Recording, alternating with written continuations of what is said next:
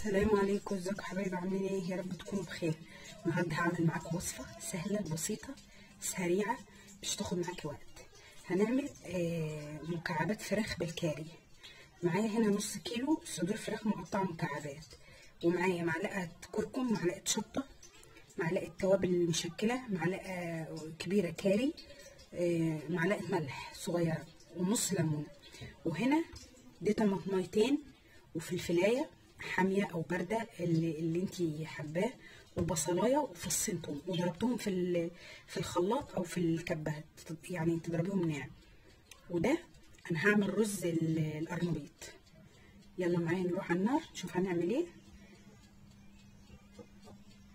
ودي معايا الطاسه بتاعتي على النار، معلش، معايا الطاسه بتاعتي على النار، فيها معلقه زيت ومعلقه سمنه. هنزل بمكعبات الفراخ،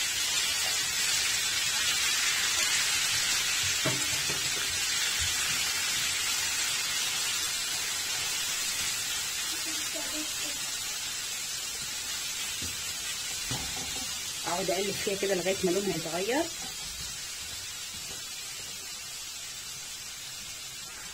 وده حبايبي بعد بصوا ما قلبتها، بصوا لونها اتغير. بعد كده انزل بعصره الليمونه عليها. الليمونه دي اختياري، بس هي بتدي لها مزازه حلوه، عايزه تحطيها حطيها، مش عايزه براحتك. بعد كده انزل بالتوابل بتاعتي، لان انا عايزه التوابل تطلع ريحه مع الفراخ. طبعا يا جماعه الوصفه دي اصلا هنديه. اقعد اقلب فيها كده.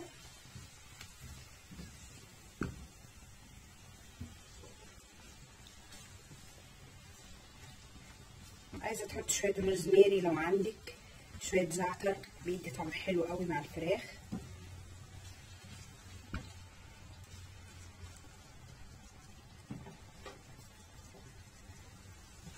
الاكل ده بيبقى ابداع، انت بقى ابدعي في الوصفه بتاعتك، مش لازم تتقيدي بمقادير. انا بقول لك على الطريقه وانت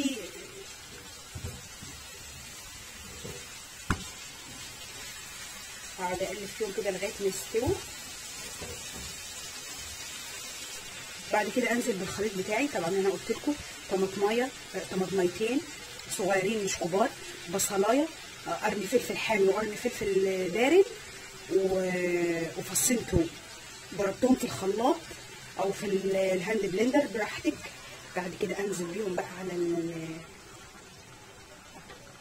طبعا دي وصفه صحيه زي ما قلت لكم، بس انت بقى بتبدعي في الحاجه.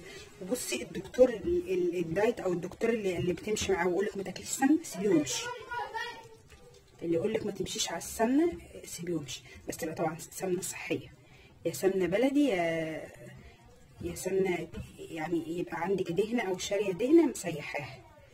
على فكره صحيه جدا ومفيده جدا، بس على شرط ما بتاكليش عيش ولا رز ولا مكرونه. بس اسيبهم كده يتسبكوا مع بعض وهشوف بعد كده هعمل ايه. وده حبايبي انا معايا طاسه، طبعا حطيت فيها معلقه زيت صغيره. هعمل بقى رز الابيض، ما احنا مش هنحرم نفسنا من حاجه. انا عايزه اكل رز فهاكل رز، والله بيبقى طعمه حلو وجميل. انت بس حاولي تغيري العقليه وكل شيء هيبقى مقبول. المشكله في عقلياتنا احنا، لا انا مش هقدر، لا انا مش هتعود، لا انا مش حابه كذا. لا لو عايزه هتقدري.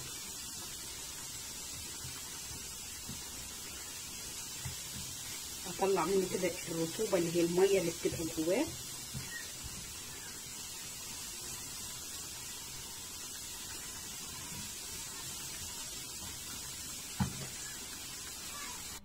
وده حبايبي الرز بتاعي، اقسم بالله طعمه تحفه تحفه. ودي مكعبات الكاري، فراخ بالكاري اهو. كلي طبعا لغايه ما تشبعي، يعني لازم تبقي عامله الوجبه تبقي عارفه ان هي هتشبعك. طبعا انا عامله وجبه للاتنين اهو.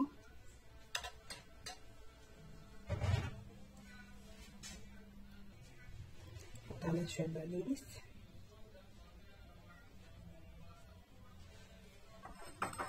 اتمنى يا رب وصفتي النهارده تكون عجبتكم وجربوها وتقولوا لي رايكم ايه. هسيبكم في رعايه الله والسلام عليكم.